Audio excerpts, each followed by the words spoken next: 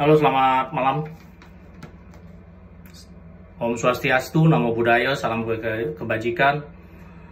Assalamualaikum warahmatullahi wabarakatuh. Sahabat-sahabatku, pada kesempatan kali ini saya akan membahas bagaimana caranya sukses dari apa yang kita pikirkan. Saya yakin semua orang ingin sukses. Siapapun itu. Anak kecil yang masih duduk di bangku sekolah pun ingin sukses. Kalau kita bertanya kepada mereka, kamu mau jadi apa? Saya ingin jadi polisi, saya ingin jadi dokter, saya ingin jadi tentara, saya ingin jadi presiden. Itu adalah target sebuah kesuksesan. Tetapi di antara kesuksesan tersebut pasti ada yang namanya sebuah kegagalan.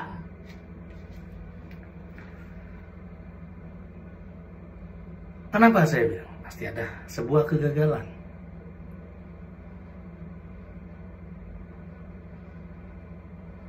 Karena suksesnya tidak jadi. Itu namanya gagal. Tapi saya tekankan bahwa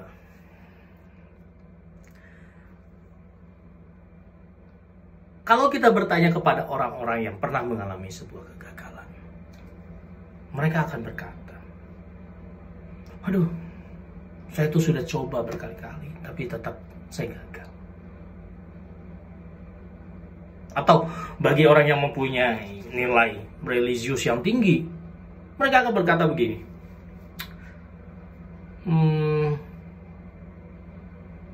mungkin ini nasib saya.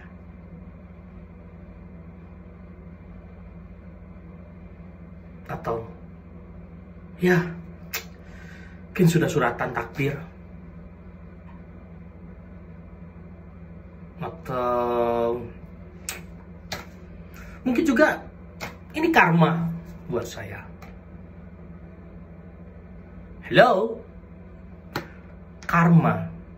Wow, that's amazing. Dia sudah tahu karma. Bagaimana sih cara mengukur karma? Sementara kita sudah berbicara, wah ini ujian, kapan kita lulusnya? Ini cobaan. Hello, cobaan. Wow. Memang mobil, ada trial and error, ada test drive. Hidup itu melangkah. Bukan coba. Buat anak aja kok coba-coba. Haha. Ya, kita kembali. Kesuksesan kita ciptakan dari dalam pikiran. Biasanya orang-orang yang sukses itu akan merubah image-nya tentang sebuah kegagalan yang pernah dia alami. Ini adalah pola. Dan ini yang saya amati pada saat juga para pasien yang konsul kepada saya, bahwa mereka yang sukses ini pasti mengalami pola yang namanya kegagalan. Sampailah ada ucapan, ini adalah nasib saya, ini adalah karma saya, suratan, ujian, cobaan. Tapi pada saat mereka sukses, mereka tidak berbicara cobaan.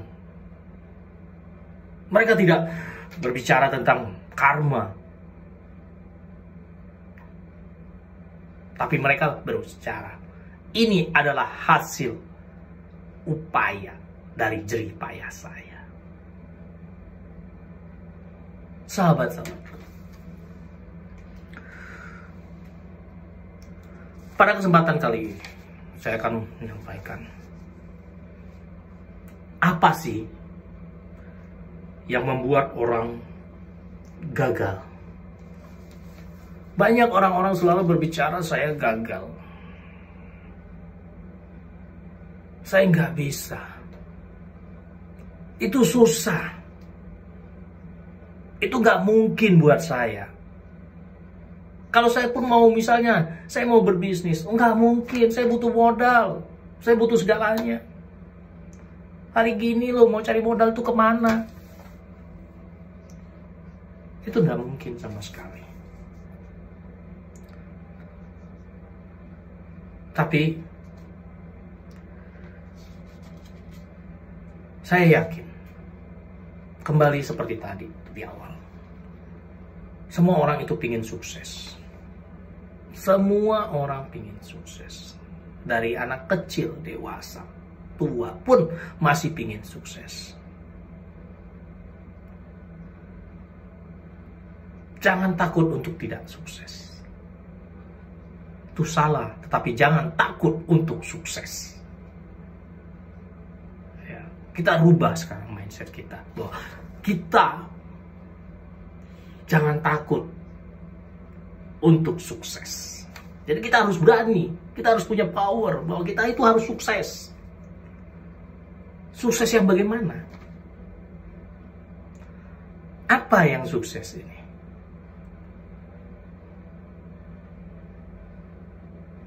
Di mana? Itu kuncinya. Kesuksesan seperti apa yang akan kita cari? Dan bagaimana agar kita bisa mencari kesuksesan tersebut?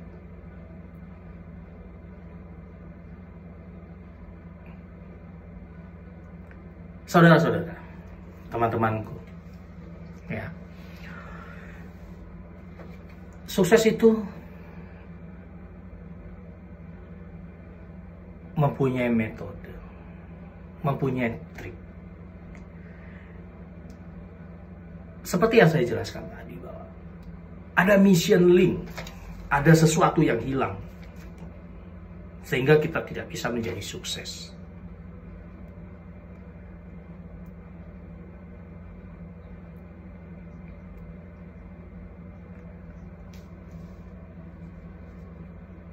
Dan apabila kita menjalankan itu, maka sukses itu akan berbeda.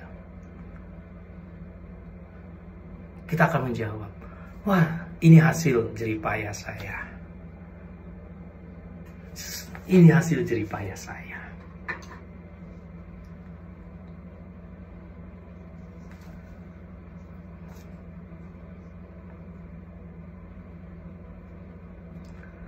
Saudara-saudara,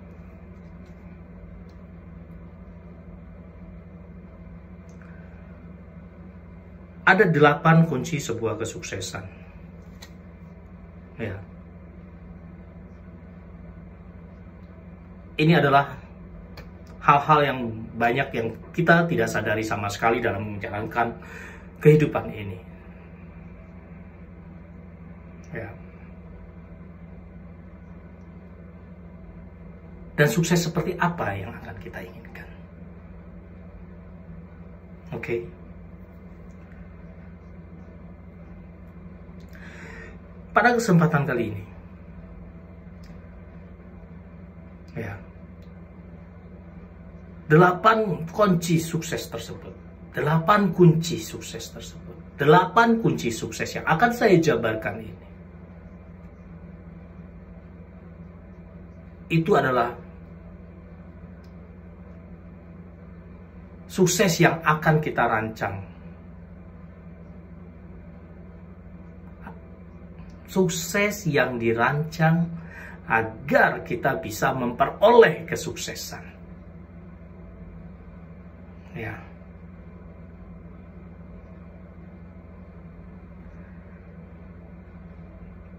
Saya sudah membuat banyak latihan, training. Rata-rata orang selalu menjawab sukses itu adalah dari dalam dirinya sendiri. Saya susah, saya nggak bisa, saya begini, bla bla bla bla bla bla bla. Akhirnya himpitan yang ada di dalam pikiran kita sendiri. Tetapi bila sesuatu ada di dalam diri mereka sendiri, himpitan tersebut terlepas, baru mereka akan berpikir, wah, ini adalah hasil. Jadi sukses itu apa? Yaitu adalah sebuah pencapaian yang berbuah manis dan dicapai oleh sebuah kesadaran. Itu adalah sukses.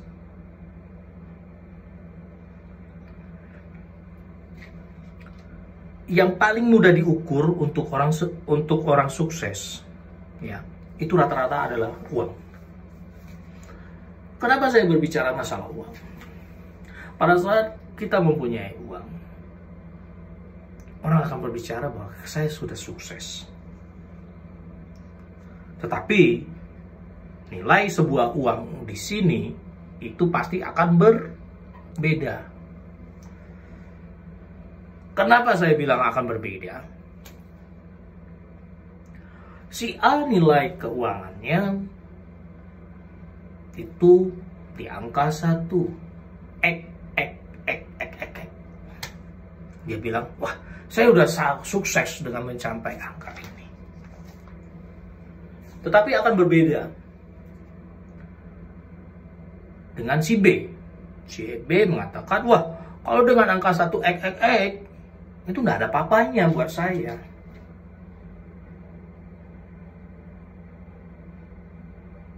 Saya butuhnya, saya akan merasa senang, saya akan merasa happy apabila saya sudah mencapai angka 10x.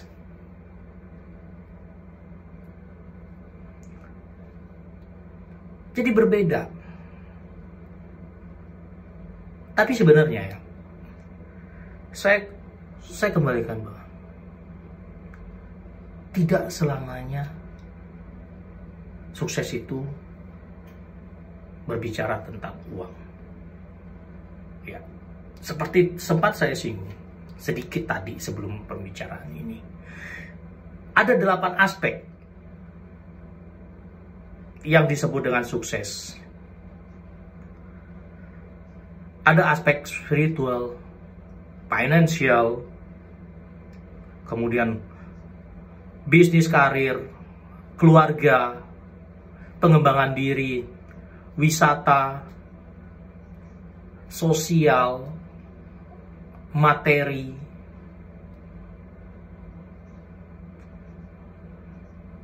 Dan kita berusaha, ya, dari ke-8 yang saya sebutkan tadi, itu berjalan seimbang. Ya. Karena apabila salah satu di antara itu tidak seimbang, maka kita belum meraih kesuksesan sepenuhnya, atau kita akan unsuccessful.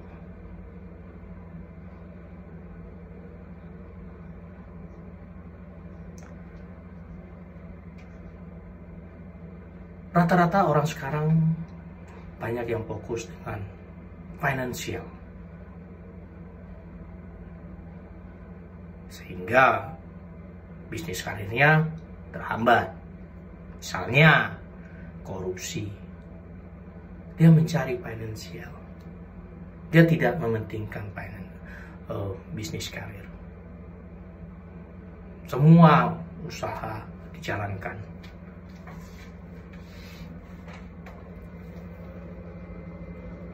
Saudara-saudara,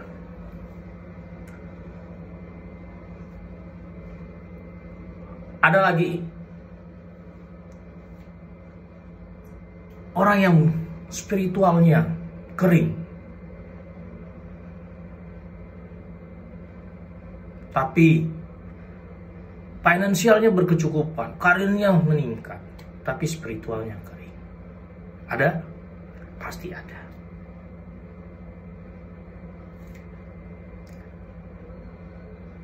Disinilah kita perlu balance, dan kita harus mempunyai prioritas. Dan yang paling penting itu bagiannya adalah finansial, bisnis keluarga, atau sosial, atau wisata, atau apa.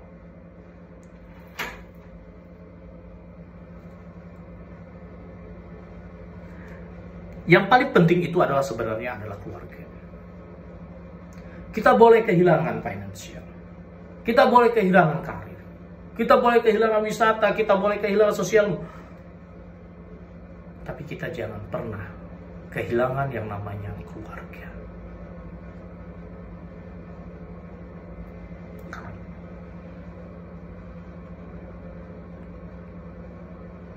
seperti yang saya jelaskan tadi, kita adalah di sini ada 8 aspek. Ya. Tetapi di dalam aspek ini, ya, kita selalu berpikiran bahwa uang itu adalah sangat penting. Betul, uang adalah sangat penting buat kita.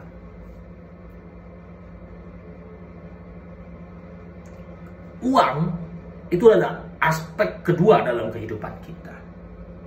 Kenapa saya bilang seperti itu? Selain oksigen, ya. Tidak ada oksigen kita bisa mati, tapi tidak ada uang. Kata orang-orang, kita setengah mati. Betul, memang kita setengah mati kalau kita tidak ada uang.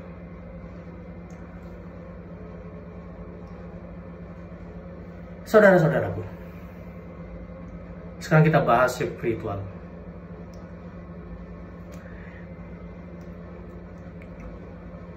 Dalam spiritual ini, hidup seperti apa sih yang ingin kita jalani?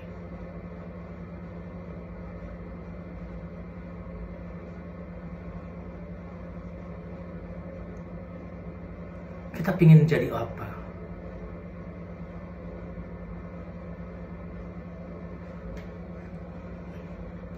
Tapi sebelum kita membahas masalah spiritual, tolong kita agak sedikit berbeda.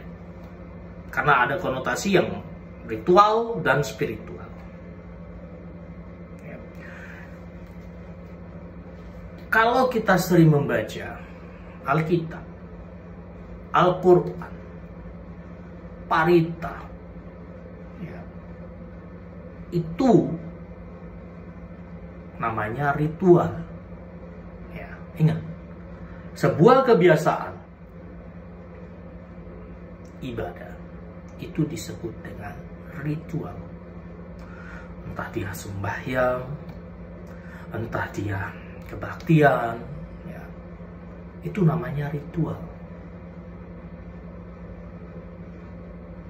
Ya. Sementara spiritual, ya, itu adalah apa yang ada di dalam diri kita, sehingga kita bisa mengembangkan diri kita. Itu namanya spiritual. Ya. Jadi tolong dipisahkan antara ritual dan spiritual.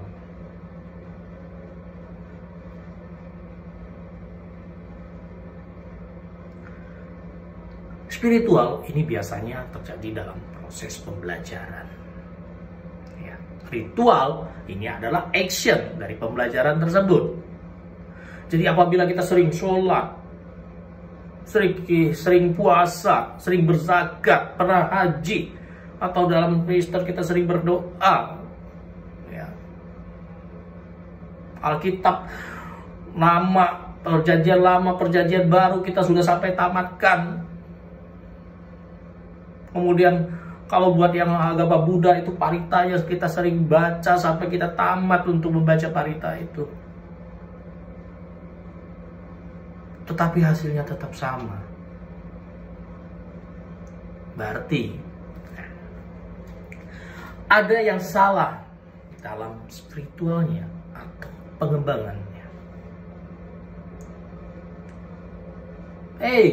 Saya udah sering begini, kok nasibnya saya tetap fail, saya tetap susah hidup saya. Waduh, saya udah minta berdoa pada Tuhan saya agar saya bisa sukses, tapi hasilnya kok, hasilnya kok ya begini-begini saja. Berarti ada yang salah dalam proses spiritualnya, pengembangan dirinya. Itu ada yang salah. Jadi saya tekankan bahwa kalau kita mau sukses, spiritual itu sangat penting. Dan spiritual yang seperti apa yang kita inginkan untuk kita menjadi seorang yang sukses.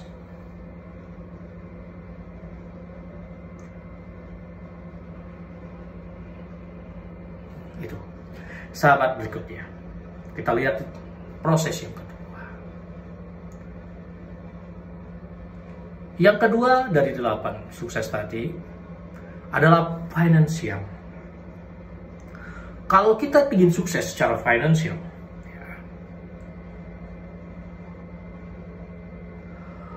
kita harus tahu terlebih dahulu berapa sih nilai rupiah yang harus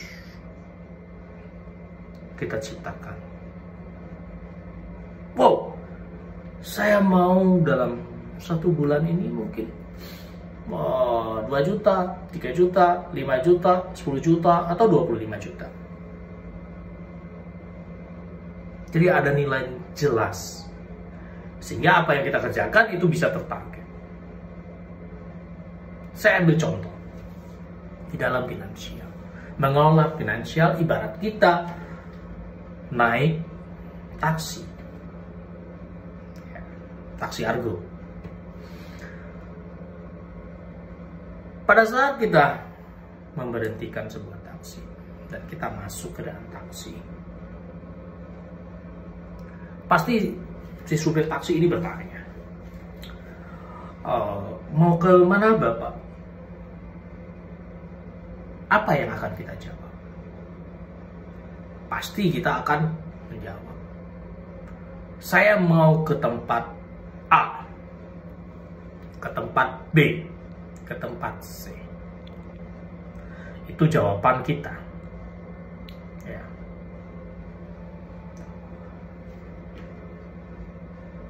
Berarti kita sudah bisa mengukur.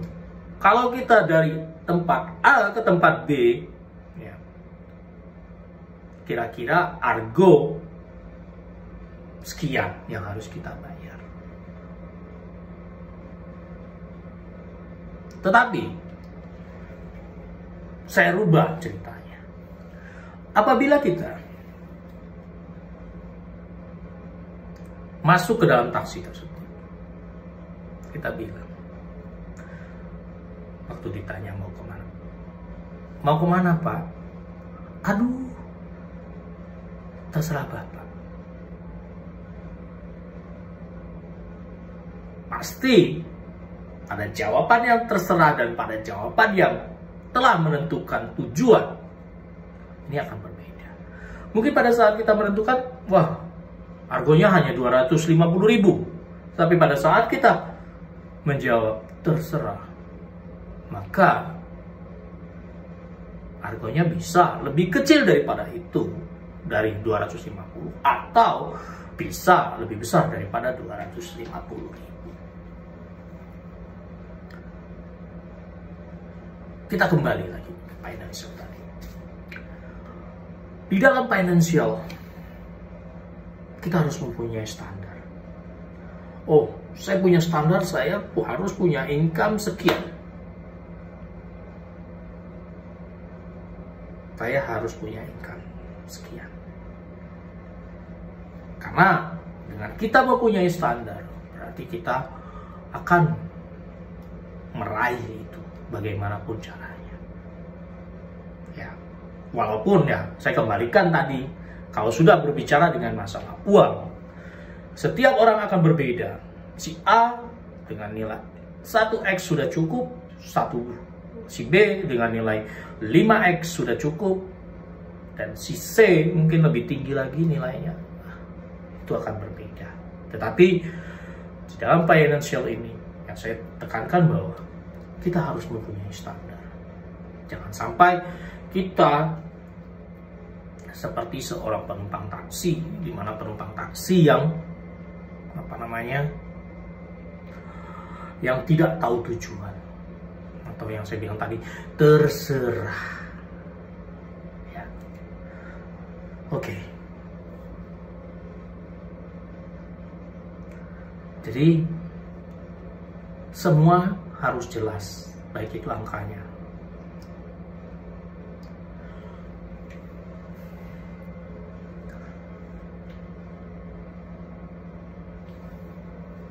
Dan saya tekankan, Ukuran kaya bukan hanya sekedar dari ukuran yang namanya materi. Bukan hanya dihitung dari investasi. Tapi kaya itu bukan ya. Jadi kaya itu sebenarnya adalah jumlah kecukupan menurut pribadi seseorang. Kenapa saya bilang seperti itu? Karena mungkin kita pernah lihat ya, kita pernah lihat seseorang yang kita pikir sudah hidupnya kaya. Wah, rumah di mana-mana, aset di mana-mana, depositonya pun juga banyak. Tapi dalam dirinya selalu merasa bahwa dirinya itu kurang dan kurang.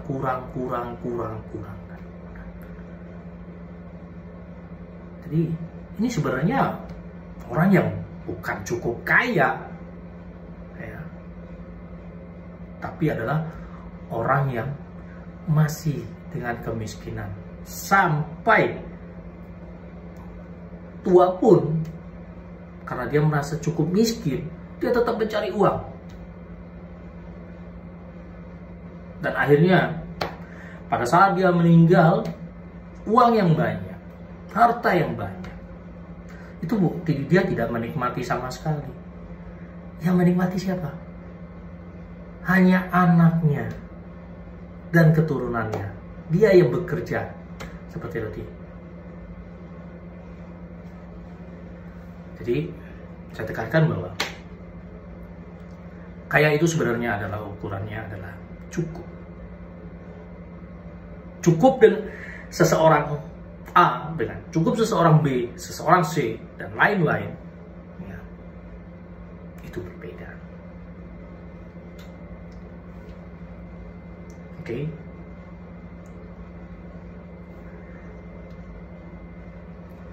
Selanjutnya, yang ketiga, ini adalah bisnis karir. Bisnis karir seperti apa sih yang kita inginkan?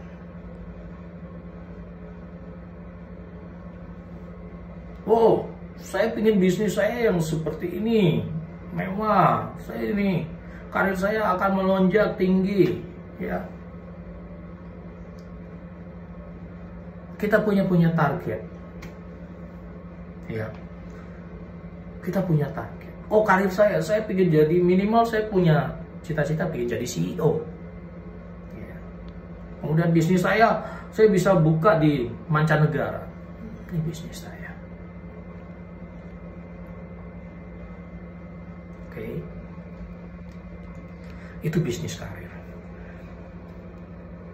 Zaman sekarang itu buat saya pribadi, ya, ini adalah zaman anak-anak muda, di mana mereka paling mudah untuk mencapai yang namanya bisnis dan mencapai yang namanya karir. Kenapa? Mereka tidak butuh uang. Oh no, mereka butuh uang pastinya. Ya, semua orang tadi saya kembalikan bahwa semua orang itu pasti butuh uang. Tetapi zaman sekarang yang namanya bisnis, ya, itu mudah. Kita tidak perlu tempat yang besar, ya, seperti dulu. Kalau dulu membangun bisnis, kalau mau besar kita harus punya kantor cabang di kota A, B, C, D, E, F, G. Kalau tidak, bisnisnya hanya terbatas di kota itu saja. Itu zaman dahulu, zamannya saya. Di zaman sekarang ini, untuk memulai sebuah bisnis itu gampang. Oh, saya tidak punya modal. What? Anda tidak punya modal? Salah, Anda punya modal. Apa? Minimal Anda punya gadget. Karena apapun yang bisa dibangun dari sebuah bisnis berawal dari gadget. Aduh, saya tidak punya barangnya, tapi saya punya gadget. Bisa lah lumayan, minimal saya punya gadget saya ini ya memang nggak yang bagus-bagus amat. Bisa buat SMS. Barang. Oh barang. Oh iya saya punya teman. Si A, si C, di sana di sini. Dia punya barang. Dengan gadget, kita sudah bisa memulai sebuah bisnis.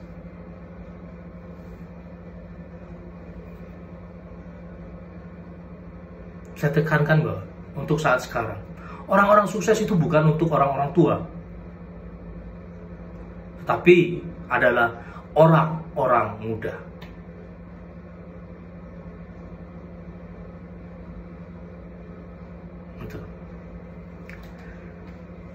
Untuk karir seperti apa yang kita inginkan?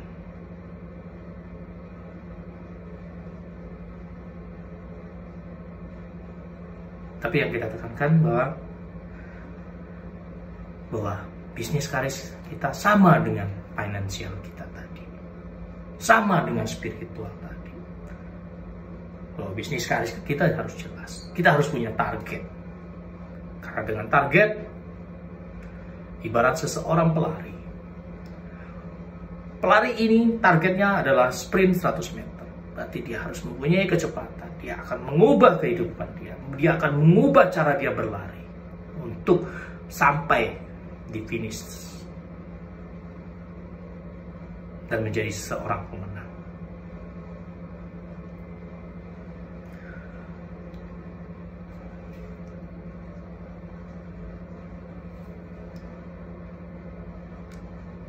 Saudara-saudara, yang keempat itu adalah materi. Materi dalam hal ini saya ibaratkan itu adalah sebuah kesenangan dalam diri. Kalau kita suka dengan motor,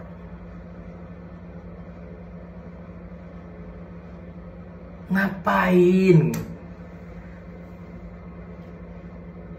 kita ikut-ikutan juga tren beli mobil? Toh mobilnya juga tidak akan terpakai. Kalaupun terpakai itu ritmenya juga tidak seperti kita menggunakan kendaraan roda 2. Ya. Itu.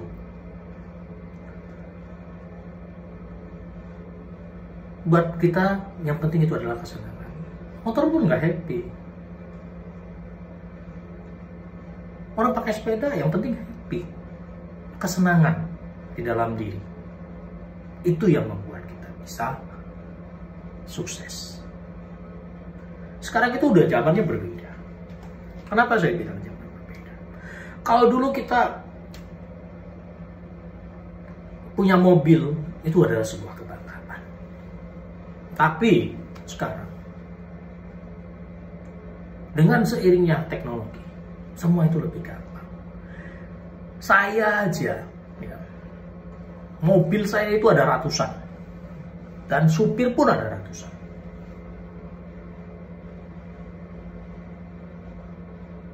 Dalam setengah jam, saya bisa ganti mobil saya 2 kali. Kalau saya banyak berjalan, dari mall A ke mall B, ke mall C, ke mall D, mungkin kalau dalam sehari saya bisa ganti mobil 5 kali. Kaya loh. Saya tinggal panggil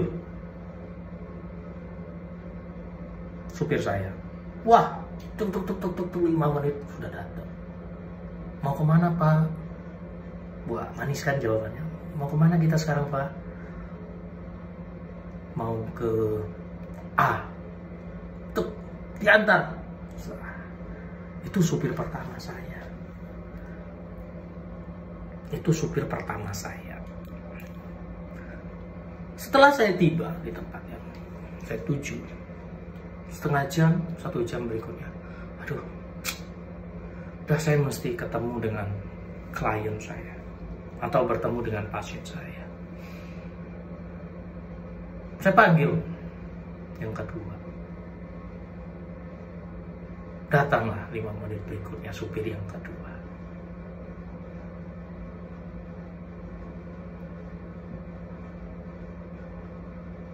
Jadi kita nggak perlu. Makanya saya bilang tadi, saya tuh mobilnya banyak, supirnya juga banyak kok. Ya. Udah. Saya supir pribadinya banyak kok. Tinggal saya panggil kok, pakai aplikasi.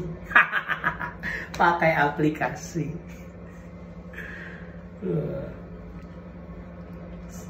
Sahabat-sahabatku, hidup itu memang indah. Hanya kita yang kadang memandang bahwa tidak indah. Ya. Jadi materi itu banyak yang bisa kita dapatkan. Ya. Entah itu gadget, mobil, motor, ya, rumah, perhiasan, itu termasuk di dalam materi. Oke. Tetapi dengan materi ini jangan sampai kita berpikiran bahwa kita yang diperbudak oleh materi. Ya, kita hidup ya bukan untuk diperbudak materi atau melengket dengan materi, tetapi kita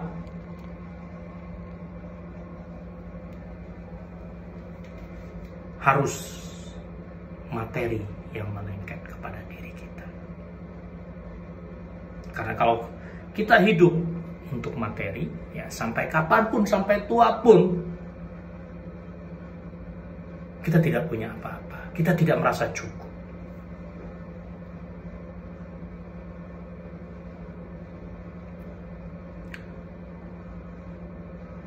Dan di sini kadang konsep yang salah. Ya. Orang selalu berpikiran bahwa materi itu akan selalu melekat. Ini sebenarnya konsep yang salah buat saya. Sangat-sangat salah. Dari materi itu sebenarnya kita, apa yang kita miliki, jangan sampai memiliki kita. Karena kalau dia memiliki kita, berarti kita diperbudak sama mereka. Yang berikutnya adalah keluarga. Keluarga itu sangat penting.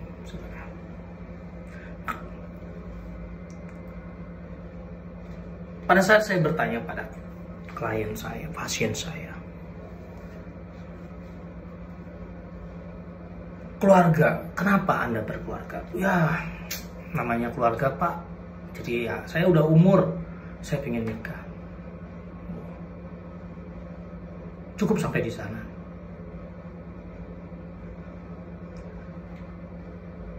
Oh, tidak cukup sampai di sana. Menikah itu bukan hanya sekedar punya anak, punya keturunan, ya. Tapi keluarga pun harus mempunyai standar. Tapi kadang ada juga yang berpikiran bahwa berkeluarga itu, aduh, jalanin kehidupan, Pak. Jalanin kehidupan, ya makanya kamu anaknya banyak. Mau jalani kehidupan, jalan terus. Jalan terus itu ya bikin terus. Anakmu ya nambah terus. Mau sampai kapan kamu menambah terus? Ya, oke. Itu keluarga. Oh, ini saya terpaksa menikah. Loh, kok bisa terpaksa? Ya bisa, Pak. Orang tua saya udah pengen ngomong cucu. Ini dia. Jadi terpaksa. Terus anakmu itu? Ya itu sih yang pertama itu kelepasan, Pak. Gak disengaja. Gak disengaja. Loh itu yang nomor 2. Itu juga kemarin itu kebablasan, Pak. Lah, yang nomor 3 Wah, itu tanpa dikontrol Pak, yang nomor 3 itu jadi Pak. Waduh, tanpa dikontrol jadi. Itu namanya bukan kepaksa, tetapi kenikmatan. Mau sampai jadinya saat 3 itu kenikmatan, apalagi kalau jadinya sampai 5, 6, 7. Wah, itu kenikmatan yang dahsyat Mas. Jadi keluarga ini juga berperan penting ya. Jangan sampai keluarga sampai kita lupakan. Jangan sampai anak setelah besar-besar nanti kita tidak sempat untuk memberikan yang terbaik. Pada saat anak telah dewasa dan mempunyai masalah, sehingga keluarga kita berantakan, baru kita akan menyadari bahwa ini adalah kesalahan kita. Dan pasti akan yang namanya keluar kata-kata kembali ke awal tadi ya. Karma saya, nasib saya, ujian buat saya. Waduh, ujian terus, kapan lulus saya? Ya, ujian terus, kapan lulus saya? Makanya di dalam berkeluarga, komunikasi itu harus. Ya. Sekecil apapun komunikasi terhadap orang tua, itu harus buat anak-anak. Jangan sampai tidak ada komunikasi. Karena semakin tidak ada komunikasi, maka keluarga tersebut semakin berada di ambang kehancuran.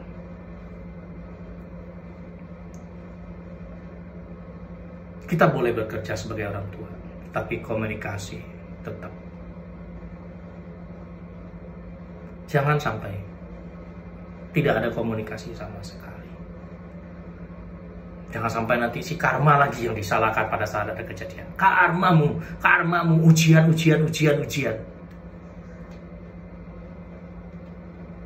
Ya. Sama seperti yang tadi, financial, spiritual, karir. Ya. Keluarga pun kita harus punya kriteria.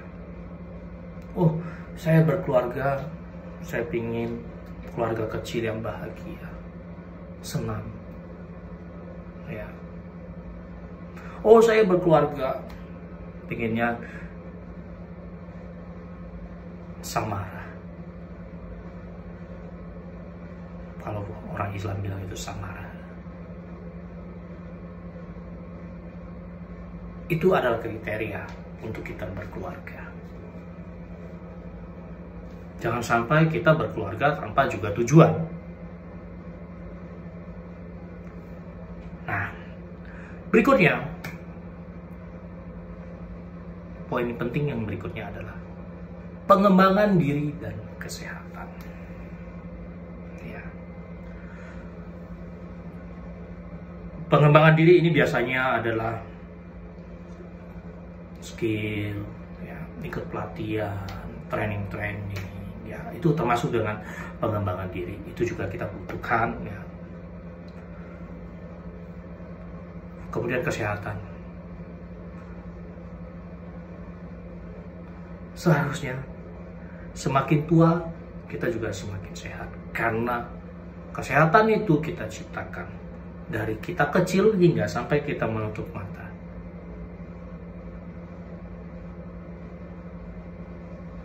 Mau nggak kita sehat sampai tua? Oh, tentu mau. Sangat-sangat mau. Saya yakin rekan-rekan semua sangat mau sehat sampai tua. Mana ada yang mau sakit-sakitan? Siapa yang mau sakit-sakitan? Ya, tapi saya tekankan bahwa kesehatan itu butuh maintenance. Bukan pada saat kita sudah purna atau masuki masa tua, tapi semuanya kita maintenance dari awal. Kalau kita maintenance-nya di akhir, itu percuma. Ya, seperti itu.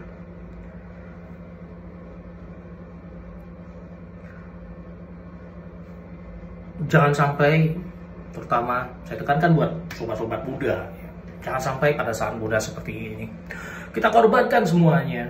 Ya, kita korbankan semuanya, kita kerja keras banting tulang, waduh. Tapi pada akhirnya, pada masa purnanya, pada masa pensiunnya kita sudah tidak produktif, kita sakit-sakitan. Ya, itu yang penting buat kita. Ada pepatah yang bilang seperti ini, waktu muda Yao Qian Bu Yao Ming. Ya. Pada tua Bu Yao Ming, Yao Ming Bu Yao Qian. Nah, jadi saya bilang, ini saya bilang, pada masa muda kita tuh harus hati-hati sampai tua agar kita bisa sehat. Jangan sampai kita waktu muda kita porsir terus kerja. Wah, oke. Kita punya uang banyak, tapi kita tidak punya kesehatan. Tapi pada masa tua, uang kita sudah punya, tapi kita tidak punya kesehatan. Ya. Jadi saya tekankan bahwa kesehatan itu juga sangat penting. Ya, jangan sampai kita punya uang banyak, tapi badan kita sakit-sakitan. Uang kita hanya untuk membayar rumah sakit. Percuma kita kerja, uang kita hanya membayar rumah sakit. Yang setiap bulan kita harus cuci darah, yang setiap bulan kita harus medical check up, yang harus, aduh, apa yang kita dapatkan? Akhirnya uang yang kita sudah ciptakan pada saat kita muda, finansial yang kita ciptakan, itu akan habis. Habis. Hanya untuk membayar rumah sakit. Hanya untuk membeli sebuah yang namanya kesehatan. Ya.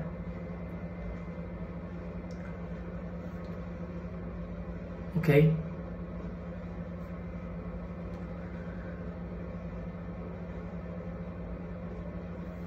Berikutnya, wisata. Wisata. Kenapa saya bilang wisata? Karena setiap otak manusia itu butuh refreshing. Dan dengan wisata, kita bisa merefresh semua pikiran-pikiran kita. Gak usah jauh-jauh kita wisata. Ajak keluarga kita untuk berwisata. Katakanlah ke tempat A, ke tempat B, ke tempat C. Karena dengan wisata kita bisa menjalin hubungan baik, menjalin komunikasi yang baik, sampai kita bisa merefresh, merilis pikiran-pikiran kita kembali, dan adanya sebuah kebersamaan. Itu ya. Jadi saya tekankan bahwa otak juga butuh refreshing, otak juga butuh refresh. Ya, jadi itu termasuk liburan ya. Saya tekankan itu termasuk liburan. Jadi liburannya nggak perlu yang wah harus kemana-kemana, itu nggak perlu. Ya, usahakanlah untuk berlibur bersama keluarga. Pernah nggak ke Lapindo? Itu Lapindo bagus loh. Itu adalah objek wisata yang bagus, Lapindo itu. Coba sekarang Bapak bayangkan. Itu yang digali gas, itu yang keluar lumpur. Betul kan? Wah, itu objek wisata yang murah meriah. Kita bisa lihat, walaupun hanya sesekali, oh begini keadaan. Tetapi pada saat kita pergi ke sana, kita sudah melihat, oh bagus tempatnya. Liburan bersama keluarga, cuman walaupun hanya beli dawet di depannya, ya. tetapi kita sudah melihat pemandangan. Itu liburan. Selanjutnya, aspek yang berikutnya adalah relasi. Bagaimana kita menjalin relasi? Relasi yang terkecil itu adalah anak dengan orang tua,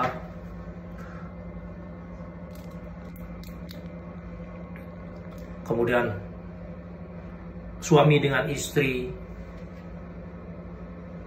kita dengan teman kita, kita dengan siapapun, itu relasi.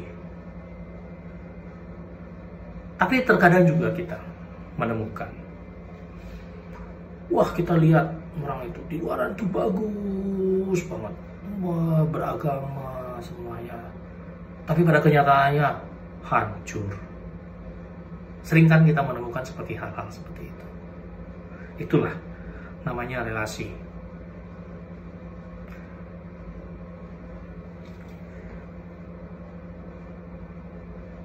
Dan kita harus pintar-pintar untuk membeli atau mencari relasi tersebut. Oke, sekarang semua sudah sukses. Spiritual bagus, financial, bisnis, karir, semuanya bagus. Semuanya sudah sukses. 7. Tetapi yang terakhir, yang ke-8, ya, itu adalah sosial. Sosial ini adalah bagaimana cara kita untuk berbagi kepada orang lain, walaupun sedikit. Karena dengan kita berbagi seperti yang saya jelaskan di awal tadi, karena dengan kita berbagi, maka kebaikan itu akan kembali kepada kita. Satu yang kita bagikan kepada satu orang akan membagikan kepada satu orang lain. Satu orang lagi akan membagikan kepada satu orang lain. Itu akan berbuah menjadi sebuah kebaikan. Dan saya tekankan bahwa kalau mau berbuat kebaikan, itu jangan pernah tunggu, wah, saya belum kaya, saya belum punya apa-apa. Jangan. Karena berbagi itu tidak hanya materi. Sama seperti saya sekarang ini. Saya berbagi dengan Anda bukan hanya materi, tapi ya, saya memberikan sebuah motivasi kepada Anda. Bagaimana agar kita bisa sukses. Agar bagaimana kita bisa bahagia. Itu sudah berbagi. Jadi tidak perlu kita harus, aduh, nanti dulu, saya belum kaya loh. Orang gajiku aja baru sekian juta. Gajiku baru sekian juta. Gajiku baru 500.000. Orang sekarang, saya tuh narik ojek online aja susah. Enggak seperti itu. Kalau kita berpikiran seperti itu, kita tidak akan pernah berbagi. Kita tidak mempunyai kehidupan sosial. Yang kita hanya dapatkan adalah kita akan mengeluh. Kita mengeluh.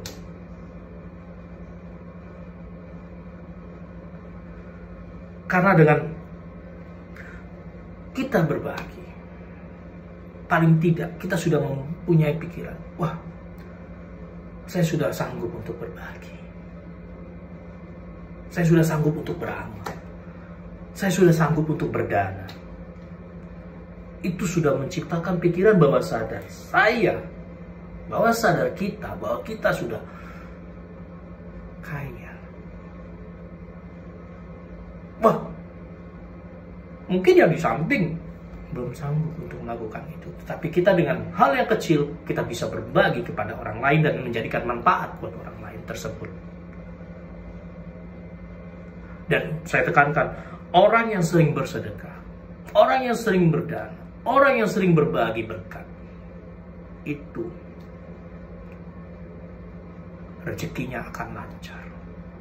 Karena Tuhan itu akan melihat.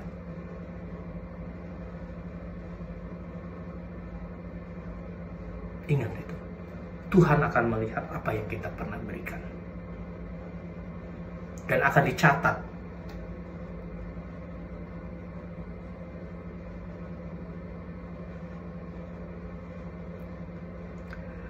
saudaraku,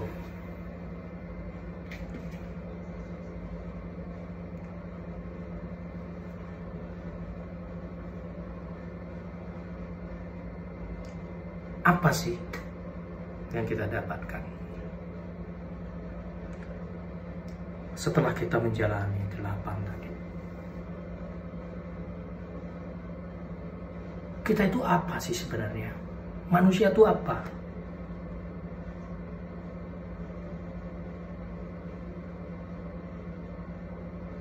Manusia itu apa sih sebenarnya?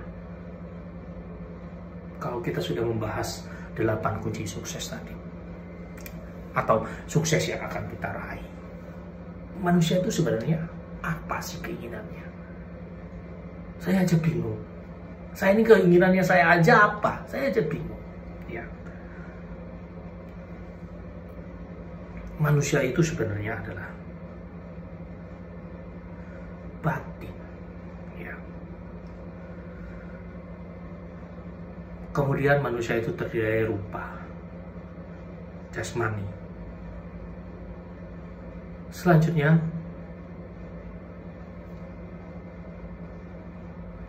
di dalam nama, ya, di dalam nama ya, itu ada, atau batin yang saya jelaskan tadi, batin itu ada kesadaran, pencerahan, perasaan, dan bentuk pikiran. Itu di dalam nama, batin. Tetapi kalau kita berbicara manusia secara rupa, ya, secara rupa itu adalah bentuk jasmani kita. Seperti manusia biasa, yaitu rupa, yaitu ada jenisnya wanita dan laki-laki, itu rupa, ya. Jadi kita berbicara secara fisik kalau kita berupa,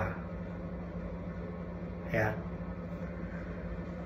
Ini rupa. Jadi manusia itu terbagi 2, nama dan rupa. Ya. Jadi kesempatan ini saya tidak membahas rupa, ya. Rupa itu banyak orang yang pingin sukses, ya, dari rupa. Misalnya ya sekarang dunia media seperti saya pinginnya mereka masuk ke facelift, redlift, foto, filler, ya itu rupa. Yang saya akan jabarkan di sini juga, setelah kita berusaha untuk ke-8 tadi, mencoba untuk sukses, ya, itu adalah batin. Ya, saya tekankan ya, kita lihat batinnya. Ya.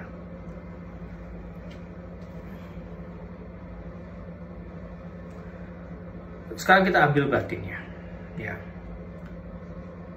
Pikiran dan perasaan itu adalah yang harus kita kelola di dalam kehidupan diri kita. Itu menurut konsepsi psikolog, ya. Dan saya kutip, ya. Pikiran adalah pelopor dari segala sesuatu. Pikiran setelah pemimpin. Ya, saya ulang ya, bahwa pikiran adalah pelopor, ya. Pikiran adalah pelopor, ya,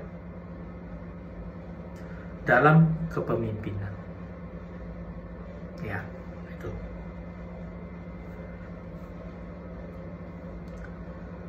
Nah, bagaimana konsepnya untuk menerapkan pikiran tersebut dalam pikiran bawah sadar? Oke. Manusia itu yang dipergunakan dalam kondisi seperti sekarang ini, pada saat saya berbicara, pada saat Anda menonton tayangan ini, ya, yang dipikirkan itu hanyalah pikiran sadar kita, bukan pikiran bawah sadar.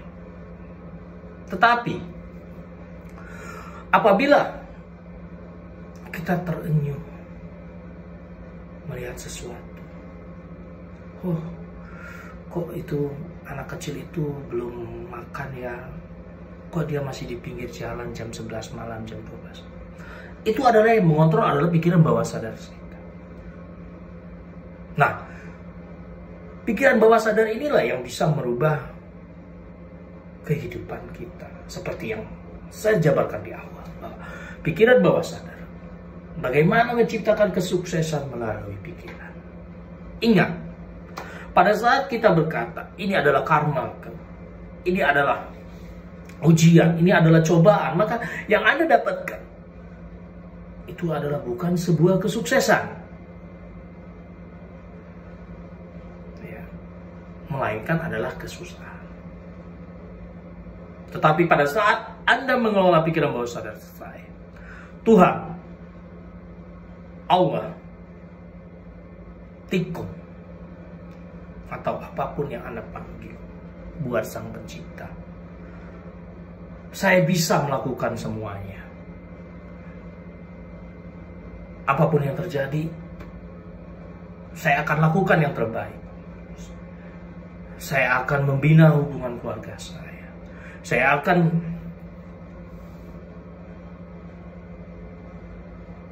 melakukan spiritual dengan cara ritual saya. Saya harus mempunyai target dalam kehidupan finansial saya. Saya harus punya semuanya. Karir saya, bisnis saya akan saya kembangkan dengan baik. Dibawa dan didasari oleh spiritual dan ritual saya. Maka pikiran bawah sadar kita akan mengontrol kehidupan kita. Kita punya sendi-sendi, kita punya fondasi, sehingga kita bisa bangkit. Ingat, pada saat kita berkata, itu hanya pikiran sadar. Tetapi pikiran bawah sadar Anda belum tentu sama dengan pikiran sadar Anda. Bagaimana caranya untuk mengelola pikiran bawah sadar? Ya itu tadi, kita kembalikan ke spiritual kita dengan melakukan berbagai ritual. Berbanyak berdoa, berbanyak ibadah, berjiwa sosial, bina hubungan dengan keluarga, bina hubungan dengan relasi. Bagaimana caranya? Targetkan finansial kita. Oh, saya punya finansial sekian, saya akan bersedekah, saya akan berdharma, saya akan memberikan berkat kepada orang lain.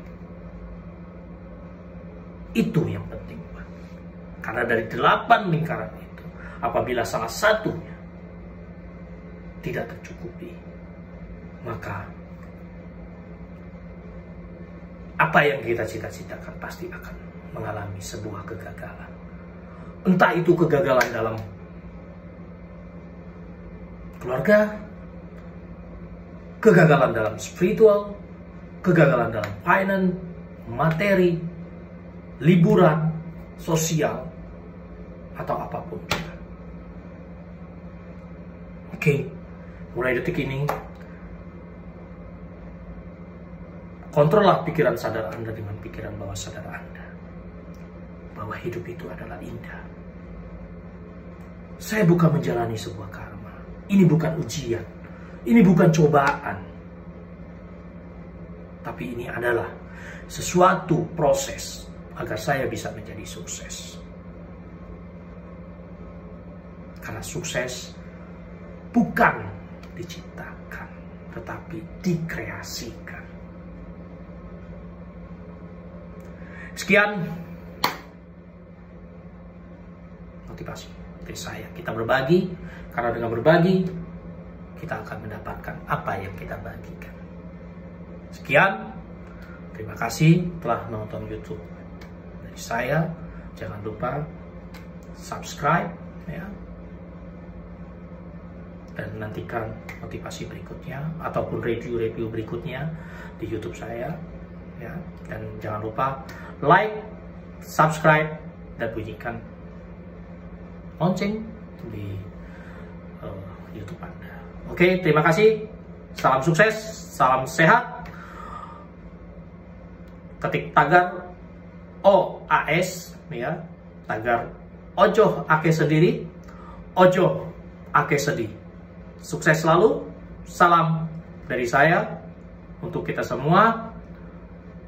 Om Swastiastu, Namo Buddhaya, salam kebajikan. Assalamualaikum warahmatullahi wabarakatuh. Sekian, terima kasih.